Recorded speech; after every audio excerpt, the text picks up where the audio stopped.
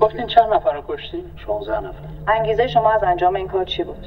پاک کردن خیابان و محیط شهر برای خانواده ها.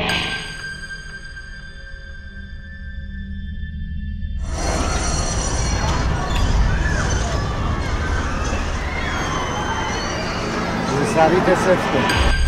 آقا از اینجا چه کنه؟ البته ره. خودت گفتی کسی سوار نکنه. من جلو رو گفتم ما سوار نکنیم. بعد من یه خالی میگیم. آقا نگه دار میگم پیاده میشم. خانم سوار ماشین شخصی شده. الان که چی؟ پیادهش دستاشو دیدی؟ ببینم چه کارت کرد؟ میگم کارت کرد. چه کار داری بزنی من با مردم کاری ندارم، دیوانه مسافرم. تو مسافر کشی. آره من مسافر کشم بابا. از قدیم گفتن دیگه مرغاتانه جمع کنین خروسا بله. یعنی چی خروسا بله؟ یعنی دختر خوب نیست تو حیاتی بچرخه که از همه طرف دید داره. بابا میگیری میبری تعبیر میدی شلاق میزنن زندان میکنن باز دوباره 2 روز بعد میبینی همون آشو و همون کاسه. کار اساسی باید بکنن. مگه یادت نیست نریختن شهر نو رو این گلگلو شده رو آتیش زدن؟ چی شد؟ باز این شد. فکرم خراب خوابم نمیبره.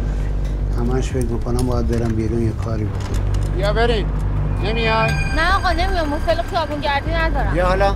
کجا بیام؟ بیا بریم کارو تموم کنیم. مگه پول نمیخوای؟ پول میدن. این روزنامه برای چیه؟ همش از این بابایی نوشتن که زنای خیابانی میکشه. سرکار جان این مثلا این قطعای زنجیره حساب میشه دیگه، درسته؟